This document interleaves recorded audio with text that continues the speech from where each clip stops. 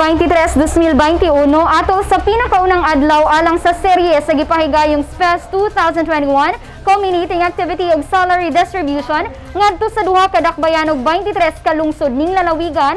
210 ka benepisyaryo gikan sa lungsod sa Taguluan ang nakadawat na sub sa ilang sweldo nga 6,240 pesos matag usa. Sulod sa 8 ka tuig, sukad giimplementa ang Programang Special Program for Employment of Students kun Spes dinhi sa lalawigan sa Misamis Oriental, mukabat na sa balor 26,378,968 pesos nga kantidad ang nahatag nga suhulan ngadto sa 6,805 ka Spes beneficiaries.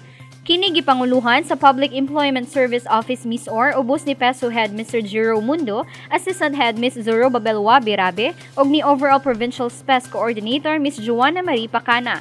Misalmot sa maong kalihukan sila PGAO Overseer Attorney Nadia Imano Ilipe, Provincial Board Members si Gerardo Buboy Sabal III, Dexter Yasay, Syri May Saysay Imano, lakip ang naggarayang LGU officials gikan sa nasangpit nga lungsod.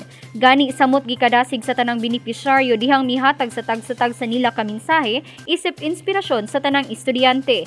Sa iyang bahin si Attorney Nadia nga kinasing-kasing mibati og garbo alang sa tanang Taguluanon o sa sasamang rason na himo siyang kabahin og taytayan sa pagkabot sa ilang mga damgo sa kinabuhi hilabi na ang makapadayon sa pagtungha.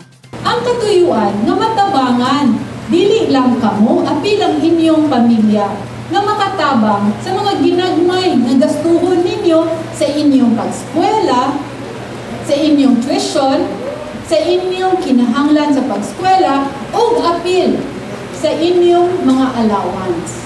Dugang niini nga namuhunan ang lalawigan nga tagaan og insakto nga hinagiban og kahibalo ang kabataan aron kumpiyansa nga sa umaabot mahimong mga bag-ong lideres. Gusto niya nga matabangan gyud ang atong mga kabatanunan, kamo nga mga kabatanunan nga matagaan og hayag nga kaugmaon. Kay kamo man ang atong mga sumusunod, kamo man ang atong mga lumilibog, dili lang diri sa atong lungsod sa Taguluan, apil sa probinsya nato sa Misamis Oriental or sa atong nasod. Samot pang naghugyaw ang tanan tungod sa video pasalamat contest nga mihatag entries ang matag barangay sa Taguluan nga nagtanyag sa ilang hilabihang pasalamat ngadto sa panggamahan ng probinsya hilabi na kang Governor Bambi. Migulang mananaog ang pares nga mga barangay sa Baluarte ug Rosario nga midawat og 3,000 pesos isip cash prize ug consolation prizes nga 1,000 pesos matag usa alang sa ubang entries nga pares nga mga barangay.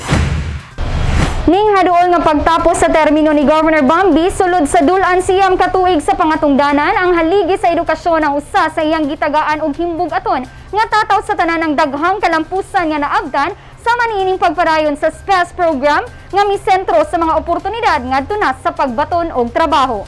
Kauban si Mark Anthony Pareha sa kamera, ako si Lambert Regian Amor May Guy, alang sa limpi ug matarong nga panggobyerno, padayon Pilipino.